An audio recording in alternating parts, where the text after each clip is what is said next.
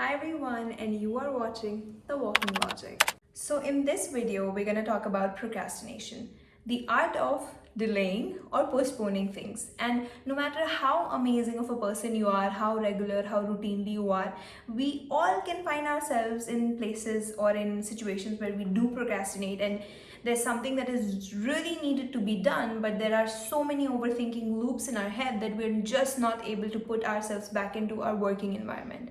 So anytime you feel like you're not thinking of work and you are not thinking of actually getting yourself out there into your studies or whatever it can be, watch this video and you'll find yourself back into your work.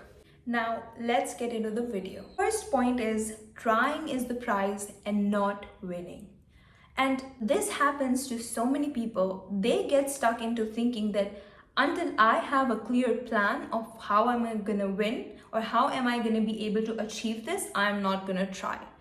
This is the biggest scam, I'm telling you, because our brain is wired in a way where we only see the people who top. Like for example, when you were in class or school, like first, second, third people only get medals, and nobody talks about the 10th or the 12th person. They also did try, but they didn't get acknowledgement. So we get focused into this zone of winning and acknowledgement from society, and everybody considering like, oh, you did amazing. So that's why this pressure is created inside us of winning so much that we forget the process, that it's not about winning. Actually, it's about you putting in that first step. It's about you just giving it a try and seeing how things go.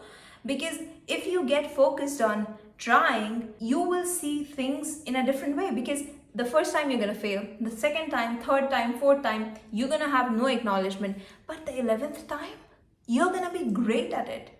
So one of the most underrated skills that people don't talk about is trying, and that is the truth of life. Because whether you lose, whether you win, you will have to try again, because life doesn't stop with one win or with one loss. Now in point number 2, I'm going to explain you the exact ways with you can actually break the procrastinating behavior. So if in a long time you haven't achieved something that you can be really proud of and look at yourself and be like, wow, that's amazing. I did that? Like, that's amazing. If you haven't done something like that, it is very likely that you have created a very strong belief in your subconscious and your body that you are not capable, that you are not good enough. And every time you're trying to break this, it is going to be here. And you are here. I'm telling you, it's going to be an uphill battle that you're going to have to climb every time you have to break this self-belief inside you. Every time you try to do it, try to do something very small, even your brain will always tell you you can't do it because you're not capable. Your brain believes what you do. So for you to break this pattern, the only way is to be in the discomfort, to be in this uncomfortable position of not knowing what you're doing, not knowing where you're going, not knowing a single thing, and feeling like a fool. Start moving your body right now. Like, start moving, start doing anything related to what you have to actually do. I'm not just saying that, you have to study and then you start dancing. I'm not saying that. I'm saying, for example, if you have an exam, suppose 1 week after, and you're not able to study and you're procrastinating because you don't think you'll be able to do or score good in it, and that's why you're procrastinating, you just open a video, any YouTube video that is related to that topic, and you just write down the things that they're saying. You don't have to think, how am I gonna prepare? What is it gonna? Because you have to understand that in the process you will learn it. In the process of doing is when you learn it. You don't have to know everything beforehand. You just have to move your body, move the pen, start writing, watch the video, watch the complete video, and you will find yourself gaining momentum. And that's how you create momentum, because in procrastinating behaviors, it's really important to create momentum. Now, with this momentum, you have to also realize one thing is that you can't give yourself unachievable standards, unachievable expectations. Like if the video, for example, is 1 hour long and you are expecting to finish it in and understand it completely in 1 hour, maybe that's not something that you should be doing to yourself, because it's not possible. You are trying to do something so that you can gain momentum. So for 1 hour you can just apply the 5-minute rule. Study for 5 minutes, take 5 minutes break, study for 10 minutes, then again 5 minutes break, then study for 15, and then 5 minutes break, and then on you can increase the time. Don't set unrealistic standards for yourself that are not actually achievable. Point number 3 is don't forget your hobbies. Don't only think your hobbies as something that you can only perform when other people want you to. Think of it uh, think of it as something that can help you more. Like every time you do a hobby, you feel happy. And also, if you, for example, somebody has a hobby of like drawing, and you take up a drawing from anywhere and you start drawing it and you complete it. When you draw it and you complete it and the outcome is so beautiful, you feel so good about yourself. So do something that fulfills you and you complete it, and that you see the final product of it and be like, oh, did I do something like this? That's amazing, and maybe I can do more of it. So treat your hobbies as something that bring you back to work. And I also think that in this generation of like, we have made social media and so much of scrolling is very common.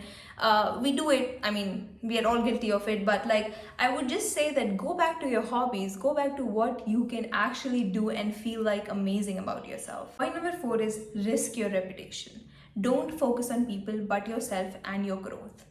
First of all, I want to say that if you're thinking people are thinking about you, that's like the major myth you can ever have in your life. Most of the people are not thinking about you. Secondly, even if they are thinking, their thoughts are very temporary. If you're doing something great, they're going to think you're amazing and they will want to associate with you because you're doing something amazing. But if you aren't doing something amazing, they're going to feel like, oh, he's all fine and just normal, and she's just basic or whatever, and they will just change your view. So it's not important what they think of you. And I know we have been taught that your reputation is everything, and it creates how other people treat you, because when you achieve something, people treat you so nicely, so amazingly, everybody is here for you and all those kind of things.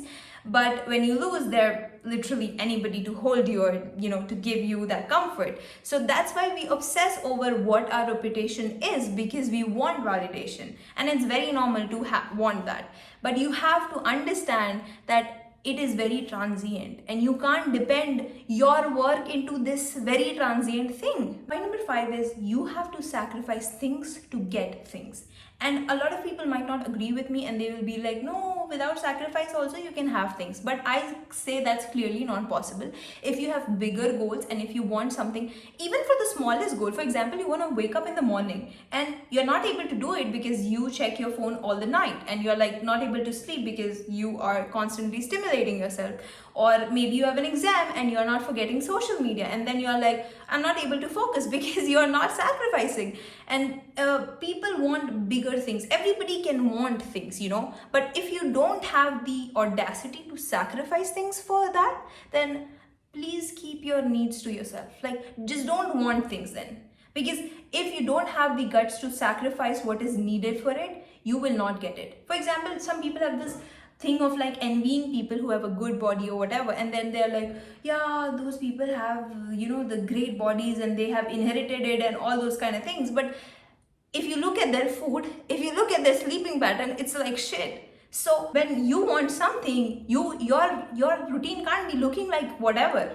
It can't be looking like that. It has to look like someone who is capable of achieving what they want, what they are saying. I really want to say this, that if you control yourself, your brain will bless you with positive thoughts about yourself.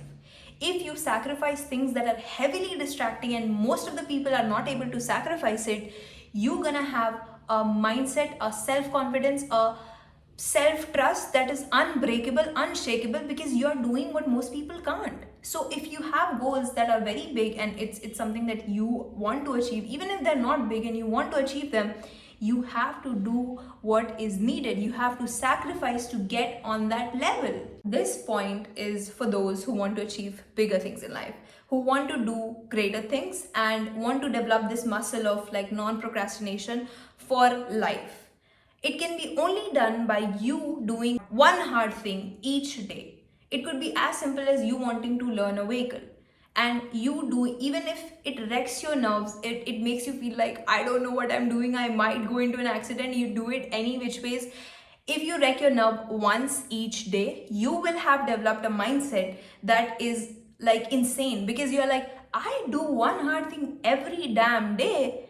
I mean, I can do anything. You will start taking bigger risks in life, and you will be so fulfilled in yourself. Every day you will have this sense of achievement at the end of the day, that yeah, I did something great, even though, because in life we don't have achievements like on a daily basis, and that's why we get frustrated and we start feeling like we're not good enough.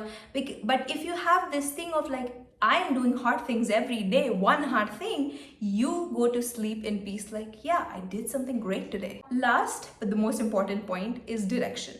A lot of people, what do is they are procrastinating because they don't even want to do the things that they are doing. For example, a lot of people are like, someone got a job that is highly payable and they are earning enough and they're doing a good job at it, and then the other people are like, yeah, I also want this, because they are earning money through that.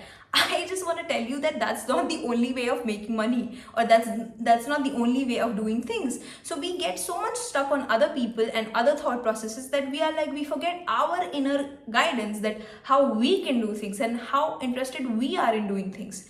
So you have to find your direction and your, what do you want from your life, what do you want to achieve, and how will you achieve it. You can have the same amount of money, but choose your guidance, and then you will not procrastinate because you are doing something you like. Bye guys, I really hope this video helped you in some way, and it really helps my channel if you like, share and subscribe, and keep coming back for more.